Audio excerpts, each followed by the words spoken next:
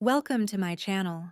Today, I want to share with you a Reddit story about love tangled in culture, quiet disappointments, and the slow unraveling of connection at the dinner table. It's a tale of unspoken expectations, emotional hunger, and the silent tension that can live between two people who love each other. Let's dive right into it. I still remember the first time Nikos cooked for me. We were in my tiny studio apartment in Boston, and he insisted on taking over my cramped kitchen. I had barely any decent pans. My stove was temperamental at best, and yet he whipped up the most perfect spanakopita I had ever tasted. He hummed to himself, flour on his cheek, sleeves rolled up, completely in his element. I remember thinking, this man is the one. Back then, food was a love language. He'd cook, I'd clean, I'd burn rice. He'd laugh and kiss my forehead. We were happy. That was 8 years ago. Now, I find myself staring at a half-eaten plate of moussaka, the one I spent 3 hours trying to make from scratch, with Nikos pushing it around his plate like a disappointed child. No words, just that look. That damn look! We've been married for 4 years now. Moved to his hometown in Greece 2 years ago. After our son Leo was born, it was supposed to be a new beginning. A quieter life away from the chaos of the U.S. A chance for Leo to grow up close to nature, to family, and for a while, it was peaceful. But no one tells you how loud silence can be when resentment builds. It echoes in the clatter of a fork on a plate, in the sighs during dinner, in the meals that go untouched. Nikos is a picky eater, not the kind who avoids mushrooms or olives. No, I mean the kind who won't eat anything unless it's seasoned, prepared, and presented just right, as if every meal is an audition for a Michelin star. He used to cook almost every day when we lived in Boston. It was one of the things I loved most about him. He took such pride in it, and his food really was incredible. But after we moved here, to this sleepy little village where roosters crow at dawn and people still believe women belong in the kitchen, he started cooking less, a lot less, and that's when it started. At first, I thought it was just adjustment fatigue. I mean, we'd just had a baby, moved continents, started over. I gave him space. I tried to learn. I even asked his sister, Thalia, to teach me the family recipes. She was sweet, patient, but she moved fast, and she never measured anything. A pinch here, a handful there. Stir until it smells right. I tried. I really did. But it never tasted right to Nikos. He wouldn't say it outright. He never raised his voice or criticized me directly. He'd just eat a few bites, put the fork down, and later I'd find him in the kitchen reheating leftover dolmades he made last week. Or worse, boiling plain rice with olive oil, as if that was somehow better than what I had served. I tried different things. Greek dishes, American comfort food, fusion recipes. But the outcome was always the same. Disappointment. Do you know what it feels like to spend hours cooking, hoping this time will be different, only to be met with a silent shrug? I used to cry in the bathroom after dinner, quietly, while brushing my teeth or washing Leo's bottles. I'd let it out. Because how do you explain to your partner that their silence hurts more than words ever could? What made it worse was that Nikos isn't a bad man. In fact, he's a damn good one. He does half the housework without me asking. He's a devoted father. He manages the land, runs our family business, even built half of our house with his bare hands. But when it comes to food, it's like he becomes someone else. I've told him how it makes me feel, that I feel like a failure, that it's starting to affect how I see myself, not just as a wife, but as a person, and he always says the same thing. I'm not trying to make you feel bad. I just can't help it. My stomach just rejects certain tastes. What am I supposed to do with that? I don't even like cooking. Never have. But I do it. For Leo. For us. Because there's no grocery store nearby. Only a weekly market. No delivery apps. No frozen meals. Just whatever we can get and make last for a week. Sometimes I fantasize about being single again. Not because I want to leave Nikos, but because I miss the simplicity of eating peanut butter on toast at midnight and not having to explain myself. I just want us to eat dinner together. That's it. A meal, a table, maybe some laughter. A thank you every once in a while. Is that really too much to ask? But the worst part, when I finally stopped trying, when I said, "Fine, you cook your meals, and I'll cook mine," he got moody, grumpy, complained he was always hungry. The tension in the house became unbearable. Even Leo picked up on it, frowning when he saw Daddy's untouched plate. And yet, when I ask him what he wants to eat, he shrugs. I don't have a solution. That's why I'm here, writing this. Maybe someone out there has been through something similar. Maybe I'm just venting. I don't know. All I know is food used to bring us together. Now, it's driving us apart. And I don't know how to fix it. It wasn't always like this. In fact, during our first few years together, food was one of the few things that brought us comfort despite the chaos of long-distance love. We spent so many months apart, living in different time zones, navigating visa restrictions, jobs, and loneliness. When we did manage to meet, whether in Athens, Boston, or some middle ground, it always felt like a celebration. We'd cook together, clumsily, joyfully. I remember one night in a cramped Airbnb kitchen in Barcelona, where I tried to make him grilled cheese with tomato soup. He laughed at how bland the soup was, then took over and added garlic, paprika, and a dash of wine. It was magic. He said then, "You don't have to be a good cook. You have heart. That's enough." And I believed him. But things change when fantasy becomes routine. When we moved to Greece, I was excited, nervous, but excited. Nikos painted such a romantic picture. Sun-drenched hills, olive groves, simple living. And for the first few months, it was idyllic. His mother had passed away years ago, but his sister and aunt welcomed me with warm smiles and too many questions. The village was small, maybe 200 people.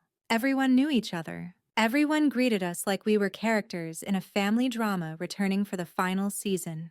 But there were expectations, too. Unspoken at first, then subtle, then obvious. "You don't cook breakfast for your husband," one older woman asked me, tilting her head in disbelief. "She works too, you know," Thalia interjected, trying to defend me. But the look was already cast. The thing is, I tried. I truly did. I bought notebooks, made shopping lists, watched endless YouTube videos on Greek cuisine. I even downloaded a Greek language cookbook app and translated everything through Google Lens. But the ingredients were never quite right. The local feta was saltier than what I was used to, the oregano stronger, the flour finer. Every time I thought I was close, Nikos would take one bite and pause.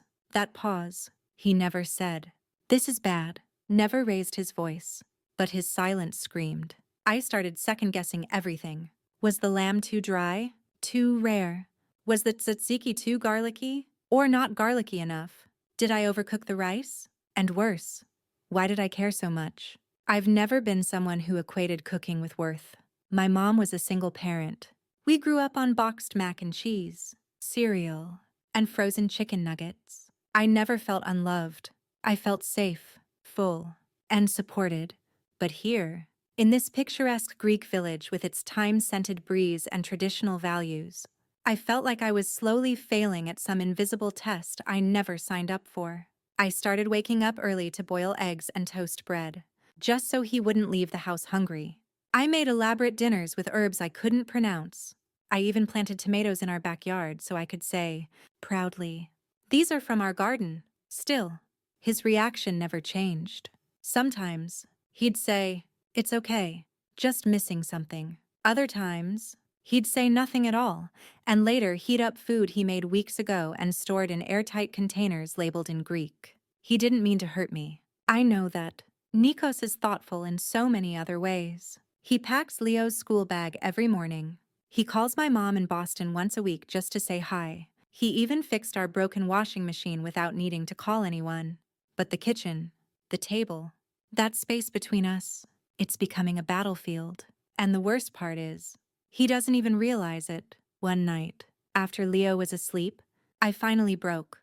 "I need you to tell me what you want," I said, placing the half-eaten dinner plate between us on the couch. "Because I can't keep doing this." He looked at the food, then at me. "Amanda, I don't know. It just doesn't taste like home." I laughed. Bitterly. We're in your home. We moved here. I left everything for this. And still, you're hungry. He looked away. I'm not asking you to cook like my mom. Or Thalia. I don't know what's wrong with me. I wanted to scream. Instead, I whispered, maybe you're not the only one feeling lost here. He looked back at me, finally seeing me. Not the cook, not the wife, not the failed chef, but the woman who was trying. Every day, in silence. I'm sorry, he said. I never meant to make you feel like this. But apologies without change are like empty plates, ceramic reminders of what could have been satisfying. The next morning, I didn't cook. I took Leo, walked to the market, and bought whatever I could find. We had tomatoes, lentils, and some goat cheese. I made a salad, boiled lentils, and toasted some bread. Nikos walked into the kitchen, saw the table, and asked, "What's this? Lunch?" I said. Without looking up, he hesitated, sat down, took a bite, then another, and for the first time in weeks, he said, "This is good." I didn't say anything, because even though it was meant as praise, it felt more like a truce in a war I never wanted to fight. The silence didn't last long. A week after the lentil salad lunch, things started unraveling again. This time, it wasn't about the food itself. It was about everything the food represented. It started on a Thursday. We had run out of olive oil, which, in this part of Greece, is akin to a small-scale domestic emergency. Nikos had meant to buy more from his cousin's farm, but he forgot. I was in the middle of chopping onions when I realized I couldn't cook anything we'd planned for dinner. Leo was whining. I had emails piling up from our online orders, and I hadn't eaten anything since breakfast. So I did what any tired, overstretched mother would do. I threw together a simple pasta with butter, garlic, and the last bit of crumbled cheese. Something fast, something that would fill us. When Nikos walked in from the fields, covered in dust and sweat, I placed the bowl in front of him with a quiet, "Sorry, no oil." This was the best I could manage. He didn't say anything at first, just stared at the plate. Then he got up, walked to the fridge, opened it, closed it. He checked the pantry, then leaned against the counter with a sigh that felt like it was aimed directly at my soul. "It's just so dry," he muttered. I snapped. "Then maybe you should cook. Or better yet, grow your own damn spaghetti trees next to your olive trees." Leo looked up from his seat, startled. He had never heard me yell like that before. Neither had Nikos. I stood there, chest heaving, pasta sauce cooling on the stove, and I felt something crack inside me. A small, invisible fracture that had been forming for months, now finally split wide open. "You keep acting like I'm feeding you dog food," I said, voice trembling. "Like every bite you take is some kind of punishment. Do you know how that feels? Every day. I try, every single day, and you make me feel like a failure." Over pasta, Nikos opened his mouth to respond, but I held up a hand. "No, you don't get to explain this away again. Not with, 'I'm just not used to the taste,' or 'it's missing something.' Because I'm starting to feel like I'm what's missing." The room went dead quiet. Even Leo stopped chewing. And then Nikos said something I wasn't prepared for. "I don't want to resent you," he said softly. I blinked. "What?" "I don't want to resent you. But I'm starting to, and I hate myself for it." His words hit harder than any criticism. Because they weren't cruel. They were honest, raw, and I realized he was hurting too. "I didn't ask you to give up your country," he continued, his voice low. "I didn't ask you to move here. You did that for me, and I love you for it.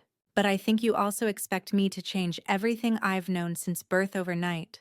My food, my home, my culture. It's all tied together. When the food isn't right, I don't feel right." I wanted to argue, to tell him that love means compromise, that I had changed, more than he could ever know, that I'd buried parts of myself just to fit into this life. But instead, I sat down, because maybe for the first time, we were both speaking the truth. "I know I'm not your mother," I said quietly, "and I'll never cook like her. I'm not Greek. I wasn't raised on lamb and lemon and lentils. But I came here for us. I stayed here for Leo, and I'm drowning in expectations I never agreed to. We sat there, not as husband and wife, not as cook and eater, but as two exhausted, misunderstood people trying to claw their way back to each other. Leo got down from his chair and shuffled toward me, his tiny hands wrapping around my arm. "Mommy, okay?" he asked, voice soft. I smiled and pulled him into my lap. "Yeah, buddy. Mommy's okay." Nikos crouched beside us. "I want to fix this," he said. "But I don't know how." And neither did I. But for the first time in months, we weren't pretending.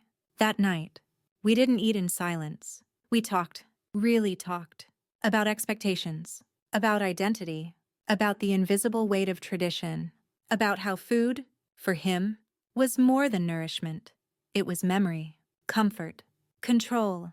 I told him how isolated I felt here, how even the simplest tasks felt like trials, how the women at the market looked at me like I was broken for not knowing how to roll perfect grape leaves. He listened. And then, for the first time in a long while, he said, "Let's figure out a new way, one that works for both of us." And I believed him. Until the next week, when things got complicated again. We started meal planning together. It felt strange at first, sitting at the kitchen table like two project managers planning a conference. We made lists. Things Amanda can cook. Things Nikos misses. Meals Leo will eat without flinging them at the dog. We agreed to alternate dinners. He'd cook 3 nights. I'd cook 3 nights. And we'd eat leftovers or something simple on Sundays. I even printed a calendar and stuck it to the fridge. For a while, it worked. Nikos made all the classics. Stifado, moussaka, slow-cooked lamb with lemon potatoes. I focused on soups, stews, and a few simple recipes Thalia had approved with a half nod. I stopped trying to impress him. I cooked what I could, with what we had, and put the rest out of my mind. And shockingly, he started eating more of it. He still didn't rave, still didn't clean his plate every time, but he didn't push food around anymore. No more sighs. No more midnight rice sessions. He even said "this is nice" once, about my roasted veggie pasta. I wrote it down in my planner like it was a national holiday. There were moments of peace. We even hosted a small lunch for a few relatives and cooked together. I prepped. He seasoned. We danced around the kitchen to old American jazz, Leo clapping in his high chair. It felt good. But the cracks hadn't vanished. They had just shifted. One night, as we lay in bed, he said something that sent a chill through me. "I think part of me misses who you were in Boston." I turned to him. "What do you mean?" "You were lighter, freer, more spontaneous. You didn't overthink every little thing." My heart sank. "I have to overthink," I said, trying to keep my voice calm. "Because if I don't, you go hungry. And I feel like crap." He frowned. "That's not what I meant." "I know, but it's what it feels like." There it was again, that invisible line between intention and impact. I was trying so hard to make this life work, to become the kind of wife that would thrive in this village, even though I was built for something else. I was folding myself into a shape that didn't fit, hoping that maybe, just maybe, he'd recognize the effort as love. But maybe that wasn't what he needed. Maybe he missed the woman who laughed off mistakes, who ordered takeout and curled up on the couch watching bad reality shows. Maybe he wanted her, not this exhausted, pasta planning, emotion-suppressing ghost of a person. Or maybe he wanted both, but he couldn't have both, and neither could I. That weekend, Thalia came over and casually mentioned a cooking class being offered in the next town over, run by a retired chef who taught traditional Greek cuisine to foreigners. "You should go," she said. "He's strict, but you'll learn fast." I looked at Nikos, waiting for a reaction. He just said, "If you want to." And I did want to, not for him, for me, to reclaim a sense of control, to stop being at war with this kitchen, this culture, this pressure. So I signed up. The class was once a week, 2 hours away, and full of expats like me, women and a few brave men from England, Germany, Canada, and even Japan. We all had the same expression on our first day, hopeful and exhausted. Chef Andreas was intense. He critiqued everything. But he also taught us why things mattered, Why you saute the onions before the garlic? Why the dough must rest? Why lemon must be added at the end, not the beginning? It wasn't just about food. It was about rhythm, intuition, balance. Every week, I returned home tired but proud. I started enjoying the act of cooking, not for approval, but for the quiet, methodical beauty of it. One night, I made yamista, stuffed vegetables, and served them without fanfare.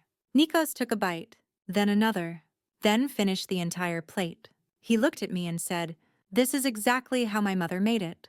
And instead of feeling victorious, I cried, not from joy, not from relief, but from grief, because for the first time, I realized I would never be free of the comparison, no matter how much I improved, no matter how exact my food tasted.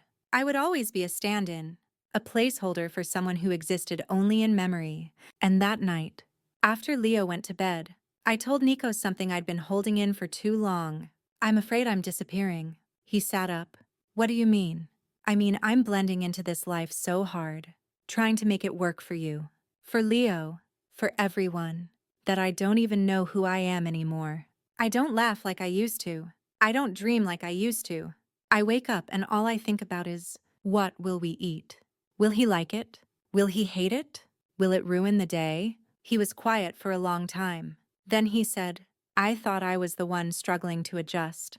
I didn't realize you were breaking." And there it was, my pain, laid bare on the bed between us. He pulled me close, held me tighter than he had in weeks. "We'll find you again," he whispered. "I'll help." And for the first time, I believed him. Things didn't change overnight. There were still awkward dinners, still moments when I caught Nikos adding more salt than necessary, or silently sneaking into the pantry for something extra. But something had shifted. He stopped trying to fix my cooking. Instead, he started showing up beside me in the kitchen, not as the food critic, not as the expert, but as my partner. He'd chop while I stirred, taste while I seasoned. We made mistakes, and he didn't flinch. I burned a tray of eggplants once and laughed instead of crying. He laughed with me. The kitchen stopped feeling like a battlefield. It became a place of quiet negotiation, of compromise, of slow rebuilding. Meanwhile, I kept going to my cooking class. I started driving with the windows down, letting the wind tangle my hair as I played old indie songs from my Boston years. There was something cathartic about that small rebellion, blasting American music down ancient village roads, like I still had pieces of myself worth turning up the volume for. I also started writing again. Just little journal entries, then longer pieces, stories, essays. I even sent one to an expat magazine that published it online with the title, "Feeding Ghosts: When Your Marriage Lives in a Kitchen." The editor called it haunting and intimate. Nikos read it in silence. At first, I braced for impact, for hurt feelings or defensiveness. But all he said was, "You're a beautiful writer. I forgot how much you loved doing this." And in that moment, I realized he hadn't stopped loving me. He had just stopped seeing me. And maybe, in some ways, I had stopped seeing myself too. We started walking in the evenings again, something we hadn't done since Leo was born. We'd hold hands while Leo rode ahead on his little push bike, giggling like he was winning a race only he could see. We talked about nothing, about everything. We remembered the silly debates we had when we were dating, like whether cheesecake was a pie or a cake. We reminisced about the time we got food poisoning in Lisbon and ended up sharing one toilet in shifts, laughing through the misery. We even made plans to visit Boston next year, just to remember who we were. One night, as we watched Leo fall asleep, his curls damp from bath time, Nikos whispered, "Do you ever regret it?" I knew what he meant. Leaving everything, moving here, trading ease for effort. I thought about it. "I don't regret us," I said. "But I regret how long it took us to talk about the hard parts." He nodded slowly. I guess I didn't know how to say, "I'm lost too." We both were, in different ways. Him, caught between wanting to preserve his roots and needing to grow beyond them. Me, trying to plant new roots in soil that didn't always welcome me. But now, at least, we were lost together. The real breakthrough, though, came on a completely random afternoon. We were preparing for a small family dinner. Nothing fancy. Just grilled meats, salads, and some roasted potatoes. I had made a lemony chickpea dip I'd learned from Chef Andreas. It wasn't traditional, but it was good. Nikos's aunt, a stern woman known for her brutal honesty, took a bite and said, "Who made this?" I panicked. "I did," I said, gripping my fork tightly. She looked at me, then at the bowl, then back at me, and she said, "This is better than Thalia's." Silence fell across the table. Then Thalia laughed. "Well, damn, I've been dethroned." Everyone chuckled, even Nikos. Later that night, as we washed dishes together, Nikos leaned in and kissed my temple. "Proud of you," he said simply, and for once, I wasn't aching for validation. I wasn't measuring my worth by his appetite, but it still felt nice. That night, we ate leftovers on the couch. No table, no ceremony. Leo was asleep. The kitchen was quiet. I curled up next to him, holding a plate of reheated potatoes. "You know," I said, "you never did tell me what your favorite meal was as a kid." He smiled. "Eggs and toast. Simple. My mom used to make it when we were sick or sad." I stared at him. Eggs and toast. "After all this," he laughed. "What can I say? Taste is complicated. So is love." It's been 9 months since that night with the leftover potatoes and the confession about eggs and toast. I still think about that line. Taste is complicated. It lingers with me, not just in the kitchen, but in every corner of our life here. In the way I fold laundry while listening to Greek podcasts I barely understand. In the way I now greet neighbors with a smile instead of self-conscious dread. In the way Leo switches between English and Greek mid-sentence. Like his little brain is building bridges we never could. I won't pretend things are perfect. Sometimes I still burn the rice. Sometimes Nico still adds just a pinch of spice to my meals when he thinks I'm not looking. And sometimes, on particularly hard days, I still think about what my life might have looked like if I had stayed in Boston. Would I have started that writing fellowship? Would I have ended up living above a bookstore? Single but content. But then I watched Nikos chase Leo across the field behind our house, their laughter echoing under the orange-pink dusk of a Greek sky. And I remember, I didn't choose easy, I chose us. And us has been messy, frustrating, quietly beautiful, infuriatingly flavorful. The kitchen is still small, the fridge still stubborn, but now we share it better. He still makes better moussaka than I ever will. But I've found my groove in soups, dips, and simple rustic breads. Sometimes we make meals together. Other nights, we eat completely different things at the same table. And that's okay. We've learned to stop measuring love in spoonfuls and spices, to stop confusing same with equal, to understand that compromise doesn't mean surrender. It means adjusting the recipe until it fits both palates, even if it takes years to get there. A few weeks ago, Nico surprised me. He made me pancakes. Real American pancakes. Thick and golden. He'd followed a recipe online, gone to 3 different markets just to find maple syrup, and served them with slightly burnt edges but a proud smile. I took a bite, chewed slowly, then said, "Needs more cinnamon." He blinked. Then we both burst out laughing, and it was in that moment I knew we'd made it. Maybe not to some final destination, but to a place where we could both exist, fully, honestly, flavorfully, and maybe, just maybe, that was enough. So to anyone out there, especially the ones who feel like they're cooking for someone who doesn't taste their effort, hear this. Love isn't a perfect meal. It's burnt toast on a busy morning. It's trying again after a failed dinner. It's asking, "What do you need?" even when you're tired. It's eating different things at the same table and still choosing to sit down together. Every single time. Thanks for tuning in to Reddit Stories. New tales drop daily drama, love, or ghostly glories. Hit like, subscribe, and ring that bell so you won't miss the next story we tell. Got thoughts to share? Drop them below. We read them all just so you know.